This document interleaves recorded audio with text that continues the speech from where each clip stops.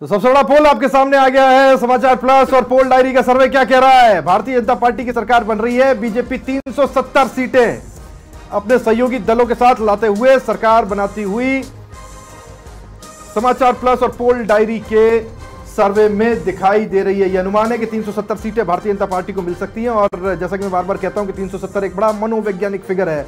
अगर यहां पर भारतीय जनता पार्टी पहुंचती है तो एक ये मनोवैज्ञानिक बात भी होगी कहने के लिए, जो हो सकता है 5 और 4 तारीख की शाम तक हम सुनते हुए दिखाई दें। कांग्रेस के लिए नॉर्थ इंडिया में कई राज्यों में बेहतर स्थिति पिछली स्थिति से बनती हुई दिखाई दे रही है, लेकिन ये वैसी रिमार्केबल स्थिति नहीं है कि इस देश में सरकार बनाती हुई कांग्रेस दिखाई दे। कई बड़े राज्यों में कांग्रेस को भारी नुकसान है और कईयों में कांग्रेस का खाता खुलता हुआ भी दिखाई नहीं दे रहा। निर्दलीय 57 सीट ले जाते हुए दिखाई दे रहे हैं और कांग्रेस 116 सीटों के लगभग सीटें लाती हुई दिखाई दे रही है। यह है आकलन समाचार प्लस और पोल डायरी के सर्वे का।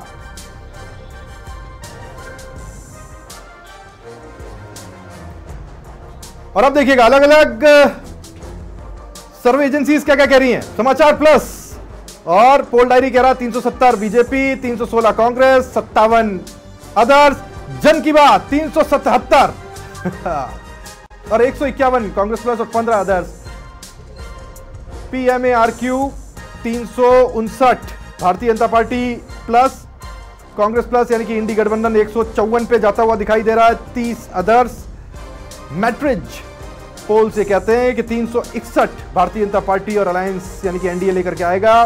कांग्रेस प्लस यानी कि इंडी गठबंधन 126 के इर्द गिर्द और 56 अदर्स के खाते में जाती हुई दिखाई दे रही है। डी डायनेमिक्स का सर्वे है 371 सीटें भारतीय जनता पार्टी और उसके सहयोगी दलों को दे रहा है, 125 कांग्रेस प्लस की और अदर्स को 47 सीटें जाती हुई दिखाई दे रही। कोई बहुत ज्यादा बड़ा परिवर्तन 19-20 कह सकते हैं, लेकिन इससे ज्यादा बड़ा परिवर्तन हो ऐसा होता दिखाई नहीं दे रहा है। लेकिन महाभारत के इस रण में समाचार प्लस और पोल डायरी का सर्वे 370 बीजेपी प्लस को, 116 कांग्रेस प्लस को और अदर्स को 57 सीट मिलती हुई देखता है। यह है फिलहाल वो स्थिति जो बनती हुई दिखाई दे रही है। कोई बहुत बड़ा परिवर्तन 2019 से हो ऐसा भी दिखाई नहीं दे रहा। बड़ी कंफर्टेबल भारतीय जनता पार्टी बहुमत के साथ अपने सहयोगी दलों को साथ में लेते हुए दिखाई दे रही है और अपने दम पर भारतीय जनता पार्टी सरकार बना रही है। ये तमाम सर्वे साफ कर रहे हैं।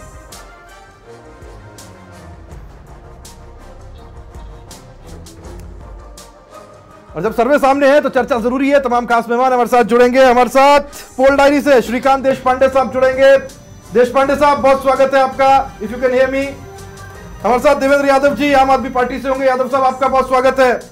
हमारे साथ सीबी यादव साहब कांग्रेस पार्टी से होंगे। अभी अभी पता चला कांग्रेस पार्टी से भी आ रहे हैं, वरना थोड़ी देर पहले तक ऐसा माना जा रहा था शायद कांग्रेस नहीं होगी, लेकिन यादव साहब आए, बहुत स्वागत। ललित चतुर्वेदी जी राजनीतिक विश्लेषक हमारे साथ रहेंगे। चतुर्वेदी साहब आपका स्वागत है। और भारतीय जनता पार्टी से मुराद अली जी हमारे साथ जुड़े रहेंगे। मुराद जी आपका बहुत स्वागत है। मुराद साहब, हमारा सर्वे कहता है 370 BJP plus, Congress plus 116, others 57। मुराद जी, मुराद पूरी हो गई क्या?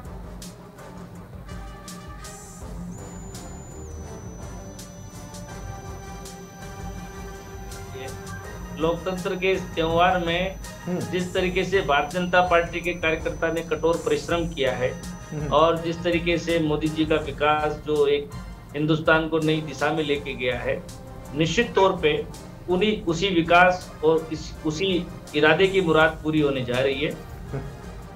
चलो ठीक है। श्रीकांत देशपांडे जी मैं आपके पास में आ रहा हूं। सर, हम लोग अपने सर्वे में 370 के लगभग भारतीय जनता पार्टी को पहुंचते हुए पा रहे हैं। कांग्रेस पिछली बार से कुछ बेहतर प्रदर्शन कर रही है। कांग्रेस प्लस 116 पर आते हुए दिखाई दे रहे हैं, 57 के इर्द गिर्द अदर्स हैं। अगर मैं इसको और बाइफरकेट करता हूं और बहुत ज्यादा क्लीन इमेज दर्शकों के सामने रखने की कोशिश करता हूं तो प्रोजेक्टेड रेंज जो पोल डायरी और समाचार प्लस का सर्वे वो कहता है कि 245 से 297 भारतीय जनता पार्टी जा सकती है। अलाइज 48 से 61, इंडियन नेशनल कांग्रेस 62 से 93 और इंडी अलायंस जो साथ में है वो 48 से 65 और अदर्स 51 से 64।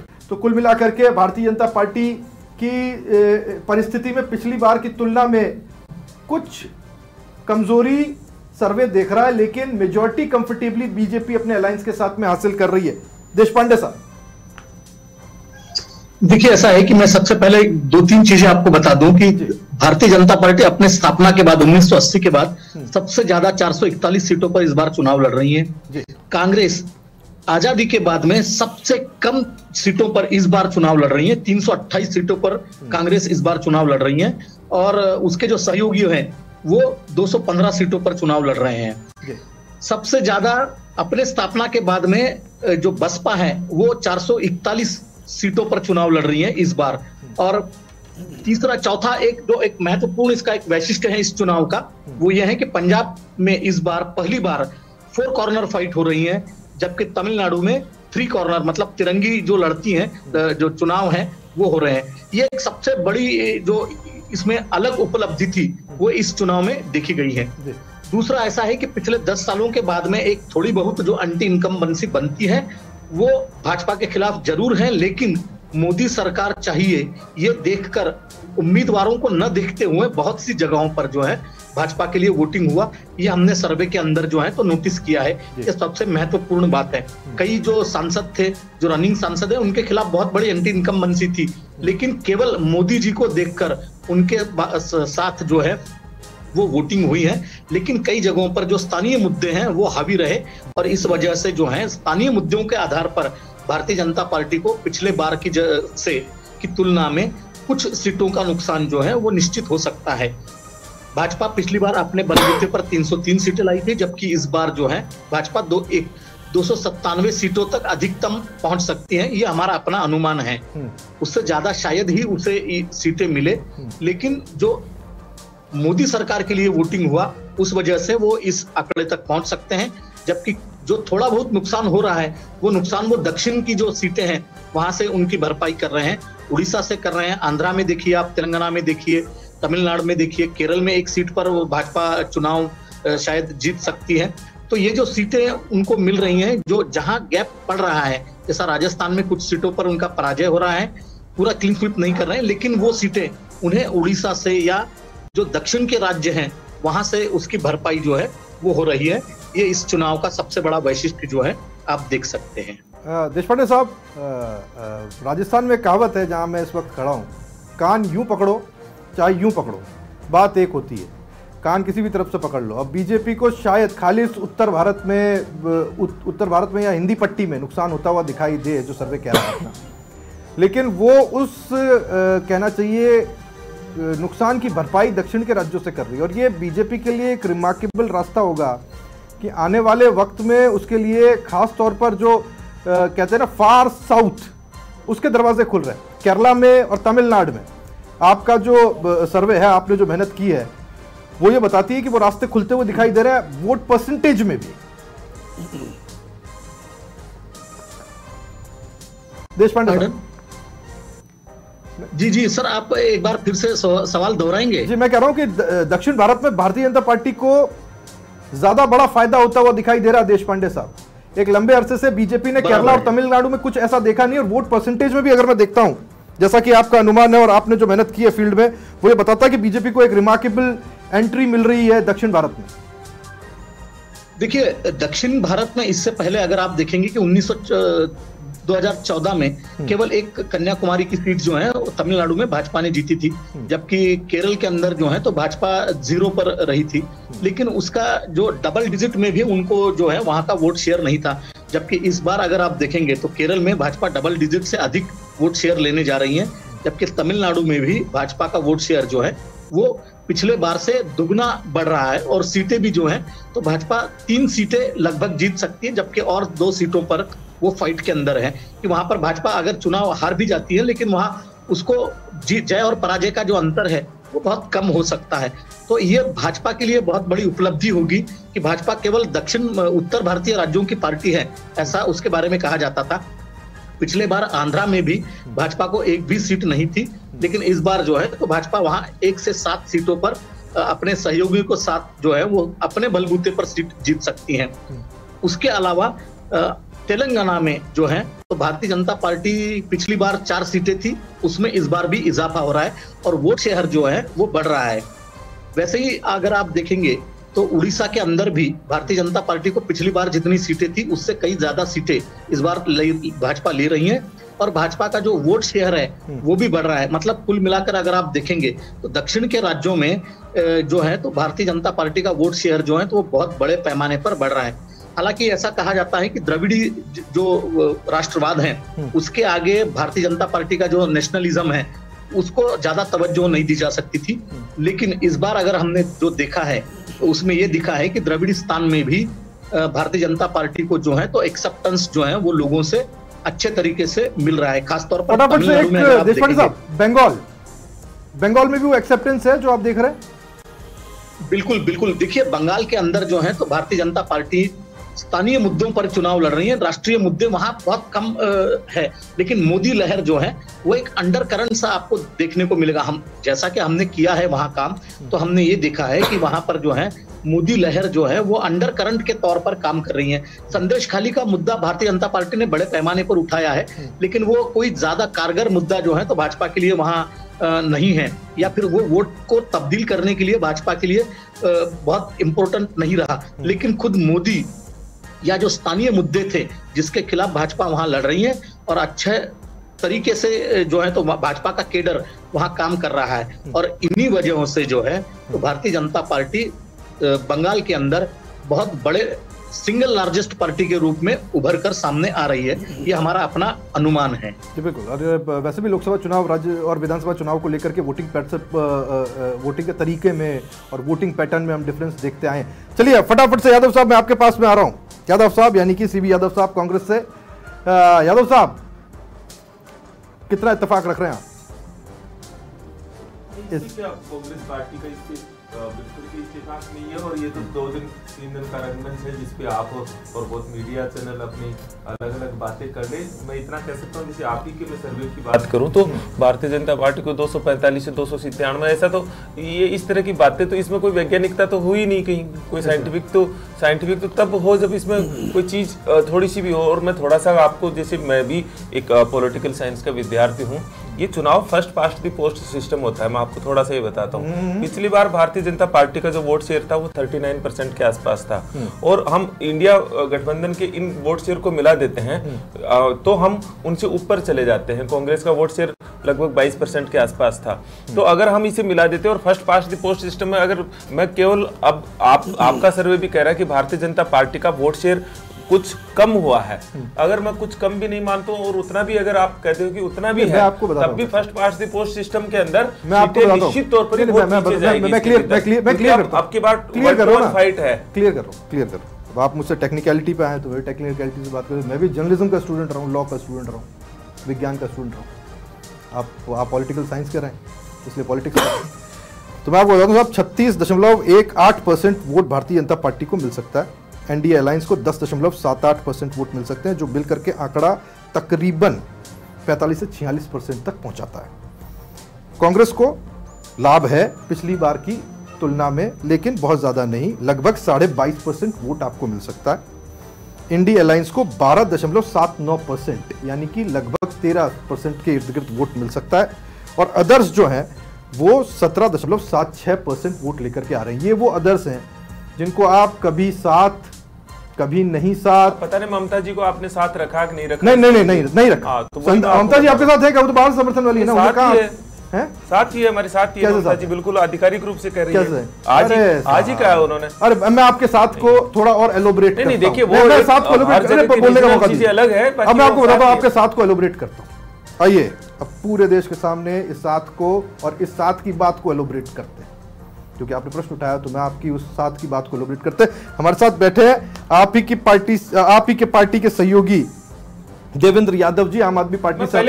पंजाब का जवाब मैं पहले दे देता हूं। अरे सर नहीं, आप पहले अब मैं कह दूं ना, मैं कह दूं। अब आपसे सवाल पूछा नहीं, उससे पहले आपको पता आपको बोलना क्या है, क्योंकि आपको पता परिस्थिति थोड़ी सी कड़वी हो जाएगी। अब आम आदमी पार्टी से पंजाब में गठबंधन नहीं है, दिल्ली में गठबंधन है। जहां आम आदमी पार्टी की शर्तों पर गठबंधन होना था वहां हो गया। यादव साहब कैसा साथ है ये आपका और यादव साहब का? नहीं, आपकी पार्टी का और कांग्रेस पार्टी का। देखिए ये साथ देश बचाने वाला साथ है, और जहाँ तक इस तरीके के गठबंधन की बात है तो भारतीय जनता पार्टी के भी तमाम ऐसे गठबंधन के उदाहरण आप सबसे पहले तो मैं पूछ लूं, इत्तेफाक रखते हैं 370 116? मैं बिल्कुल इत्तेफाक नहीं रखता, और मैं बहुत ही सम्मानजनक तरीके से डिसएग्री करता हूं, क्योंकि सर्वे में एक लिमिटेड लोगों तक पहुंचा जा सकता है। और देश में जो माहौल था इस बार कि जिस तरीके से भारतीय जनता पार्टी गुंडागर्दी पर उतरी हुई थी, तो लोग डरे हुए थे, लोग अपना ओपिनियन देने से डरते भी और लोगों के अंदर झिझक भी थी। इस बार जो चुनाव था वो मुद्दों पर चुनाव था, लोग चुनाव लड़ रहे थे। पंजाब की जहां तक मैं बात करूं, पंजाब में मैं श्योरिटी के साथ बोल सकता हूं भारतीय जनता पार्टी 0-0 रहेगी, वहां 2 सीटें नहीं आ सकती हैं, क्योंकि पंजाब में हमने देखा कि भारतीय जनता पार्टी के नेताओं को रोड शो करने के लिए जनता से ज्यादा तो पुलिस वाले लेकर के चलने पड़ रहे थे, जनता इस तरीके से उनसे नाराज थी। हरियाणा के हमने उदाहरण देखे कि जिस तरीके से भारतीय जनता पार्टी के नेताओं को गांव की जनता ने खड़ेरा, वो देखने लायक था। और आम आदमी पार्टी का दिल्ली का जहां तक मैं देख रहा था कि एक सीट दिल्ली में भी भारतीय जनता पार्टी के 6 जिन उम्मीदवारों की सीटें बदली गई, उनके नाम तो भारतीय जनता पार्टी के प्रवक्ता भी नहीं बता सकते हैं। ऐसे लोगों को भारतीय जनता पार्टी ने चुनाव लड़वाया था, तो मोदी के नाम पर वोट मिल जाएगा ऐसा हो नहीं सकता। जनता ने 10 साल मोदी जी के नाम पर भारतीय जनता पार्टी को वोट दिया, लेकिन अब भारतीय जनता पार्टी ने जनता को जो देना था वो नहीं दिया। ना जनता को महंगाई से राहत मिली, ना युवाओं को रोजगार मिला, ना किसानों को सम्मान मिला, और ना महिलाओं को सम्मान मिला। मैं आपको एक मैं देवेंद्र जी एक बात बदलाव के लिए वोट डाल, मैं देवेंद्र जी आज आपसे एक बात का आग्रह करता हूँ। आज पॉलिटिकल बात नहीं होनी चाहिए, आज तो हम सब साथ में बैठे हैं। नहीं, हम चर्चा कर रहे हैं कि किस बेस पर ये वोट जो पड़े वो तो आपको समझना पड़ेगा, तभी तो हम लोग समझ पाएंगे कि किसके साथ जनता गई। आप कितना मान रहे हैं? मैं इत्तेफाक नहीं रखता, मैं कह रहा हूं कि आज इंडिया गठबंधन की बैठक थी जिसमें तय और चर्चा के बाद में काफी सारे एक आंकड़ा भी वहां से निकल करके सामने आया कि इंडिया गठबंधन 295 के लगभग जो है सीटें जीत रहा है, और ये निकल के सामने आया। भारतीय जनता पार्टी की जहां तक बात हो रही, भारतीय जनता पार्टी की हर राज्य में सीटें कम होंगी। साउथ का आप कह रहे हो, उत्तर प्रदेश और जो है दिल्ली और जो पंजाब जो है, ये 3 राज्य उससे ज्यादा भारतीय जनता पार्टी को नुकसान दे देंगे। भारतीय जनता पार्टी इस बार इंडिया गठबंधन से पीछे रहने वाली है, तय है। ठीक है देशपांडे साहब, मैं आपके पास में आ रहा हूं, हालांकि मुझे बीजेपी से इसका रिएक्शन लेना था, लेकिन मैं आपके पास आऊं उससे पहले देशपांडे, क्योंकि थोड़ी टेक्निकल बात हो गई कि क्या श्रीकांत जी उत्तर भारत से जो लॉस है, जो आम आदमी पार्टी से देवेंद्र यादव जी माफ कीजिएगा, जो कह रहे हैं कि वो इतना बड़ा है कि उसको आप दक्षिण से ले आइए या सुदूर दक्षिण से ले आइए, वो रिकवर नहीं हो सकता। क्या बीजेपी इस पोजीशन पे या स्थिति में जा भी सकती है? देखिए, ये जो अभी बता रहे थे, यादव जी बता रहे थे कि हरियाणा में भाजपा के कैंडिडेट को खदेड़ा गया, उन्हें गांव में घुसने नहीं दिया, लेकिन मैं एक बता दूं कि वहां के जो जातीय समीकरण है वो गैर जाटव और गैर मुस्लिम इस तरीके से बने हुए हैं। वहां पर जो सैनी और अन्य ओबीसी समाज हैं, वो जो रोड मराठा समाज है, सैनी है हरियाणा के अंदर, वो बहुत बड़े पैमाने पर भारतीय जनता पार्टी के साथ इकट्ठा जुड़ा हुआ है, जिसके कारण जो है तो हरियाणा में भाजपा अच्छे नंबर ले रही है। ये जो कह रहे हैं ये सही होगा कि वहां भाजपा को घुसने नहीं दिया, ये भी सही है, लेकिन एक वर्ग विशेष द्वारा ये जो है तो किया गया, लेकिन जो वोटिंग में तब्दील हुआ है वो भाजपा के लिए फायदेमंद ही साबित है। दूसरा ऐसा कि उत्तर भारत में जो नुकसान हम बता रहे हैं वो बहुत इतना बड़ा नहीं है कि भारतीय जनता पार्टी अपने गंतव्य स्थान पर या फिर गंतव्य सीटों तक नहीं पहुंच पाएंगी, तो ये नुकसान बहुत बड़ा नहीं है। जितनी सीटों का नुकसान हो रहा है, 28 से 35 सीटें भाजपा इन सभी नॉर्थ में जो है तो इंक्लूडिंग महाराष्ट्र गंवा रही है, लेकिन उसकी जो भरपाई है भारतीय जनता पार्टी दक्षिण में, बंगाल में और उड़ीसा से करने में सक्षम है या फिर सफल होने में दिखती है। तो ये हमारा अपना जो है तो अनुमान है। और एक भारतीय जनता पार्टी को उत्तर प्रदेश में जिस डेंट की ये लोग उम्मीद कर रहे थे, या फिर हमको भी पहले ऐसा लगा था कि ऐसा होगा, लेकिन दूसरे चरण के बाद में जो है तो भारतीय जनता पार्टी ने बहुत बड़ा जो है तो डैमेज कंट्रोल कर लिया, और उत्तर प्रदेश या फिर अन्य जो उत्तरी राज्य हैं उसके अंदर भाजपा को अच्छे नंबर्स जो है वो आने में, ये जो आंकड़े हैं वो आपको यही बताएंगे कि उसके बाद जो है तो भारतीय जनता पार्टी को अच्छे नंबर्स वहां पर आएंगे। और उसका जो आप ये कहेंगे कि परसेंटेज ऑफ वोट जो है वो भी अच्छे तरीके से आ रहे हैं, उसमें कोई ज्यादा बदलाव हम लोग नहीं देख रहे हैं। ठीक है, बहुत ज्यादा बड़ा बदलाव आप नहीं देख पा रहे हैं, लेकिन कांग्रेस के चश्मे से और आम आदमी पार्टी के चश्मे से अगर देखते हैं तो ये बहुत रिमार्केबल और बड़ा बदलाव आने वाला है। अगर मैं सपा का चश्मा और जोड़ दूं, चश्मे पे चश्मा, आप ये कितना चश्मा, जनता के चश्मा देखो आप, जनता का चश्मा तो हम देखते ही साहब, हमारा काम है। एक चश्मे वाले भाई साहब इंतजार कर रहे हैं, एक चश्मे वाले भाई साहब इंतजार कर रहे हैं बड़ी देर से, मुराद अली साहब, उनके पास भी चलते हैं, सबने चश्मे पहने साहब, मेरे चश्मा नहीं लगा। और एक श्रीकांत जी के चश्मा नहीं लगाया क्योंकि पत्रकार अक्सर किसी चश्मे से किसी भी चीज को देखना पसंद नहीं करते हैं। मुराद जी देखिए 400 पार, और ये अब कहने को तो 500 कह दीजिए, अब वो कह 543 कह दीजिए कि सब पार कर जाएंगे, लेकिन सपने तो ध्वस्त हैं साहब। जो आपने अपना वो स्टैंडर्ड रखा था या फिर जहां तक पहुंचने की कोशिश की थी, जो गोल पोस्ट था जो आपने अपने हिसाब से तय किया था, वो काफी दूर है अभी। तो वो कह दें कि सिर्फ चुनाव में माहौल बनाने के लिए एक फिगर बस रखा गया था सामने। मुराद जी देखिए, मैं फिर आपसे आपके चैनल के माध्यम से निवेदन करना चाहूंगा हाँ कि आपके एग्जिट पोल के आंकड़ों का भारतीय जनता पार्टी सम्मान करती है, लेकिन मैं आपको बड़े यकीन के साथ ये विश्वास दिलाना चाहता हूं कि जिस तरीके से एक नए हिंदुस्तान का 2014 के बाद उदय हुआ और उसके बाद में जिस तरीके से विकास की गति बढ़ी, पूरे विश्व में भारत का मान सम्मान बढ़ा और कार्यकर्ताओं का जो ये 365 दिन का काम करने का जो जज्बा और जुनून था राष्ट्रभक्ति के साथ, देशभक्ति के साथ, मैं समझता हूं कि निश्चित तौर पे वो एक नया रंग लाएगा और आपको 4 तारीख को वो चीज सामने आएगी निखर कर। आपको भी लगेगा कि किस तरीके से एक अंडर करंट जो है मोदी जी का, भारतीय जनता पार्टी का और भारतीय जनता पार्टी की सरकार के किए हुए विकास का जो पूरे भारत में देखने को मिला, निश्चित तौर पे आपको मिलेगा। अभी आम आदमी पार्टी के देवेंद्र जी कह रहे थे, जिस तरीके से वो बातें कर रहे हैं, मैं समझता हूँ कि मुंगेरी लाल के हसीन सपने में इन्हें कहना चाहूंगा कि आम आदमी पार्टी या इंडी जो अलायंस है वो कहीं पे भी भारतीय जनता पार्टी का मुकाबला करने में सक्षम नहीं रहा। एक इन्होंने भ्रांति फैलाने की कोशिश की, अफवाह फैलाने की कोशिश की, लेकिन उसके बाद भी आम मतदाता इनके बहकावे में, इनके झांसे में नहीं आया और ऐसा आपको लगता है मोदी जी के विकास को वोट दिया। ठीक है मुराद जी, ऐसा आपको लगता है? ऐसा लगता है और चुनाव के बाद अगर ऐसा लगता है तो किसी को भी लग सकता है। मैं चतुर्वेदी जी आपके पास में आ रहा हूँ, अनिल जी बड़ी देर से इंतजार कर रहे हैं। 370, 116, 57, अब सबके चश्मे से देख लिया, अब आपके चश्मे से देखते हैं।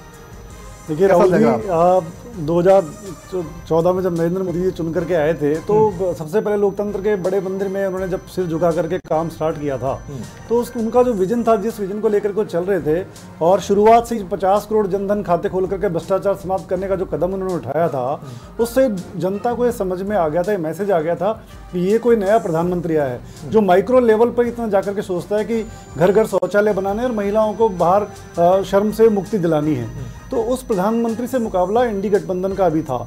सबसे बड़ी बात यह है कि चुनाव लड़ते समय जो गठबंधन ने जो नारा दिया कि मोदी हटाओ और देश बचाओ, वो नारा ही गलत था।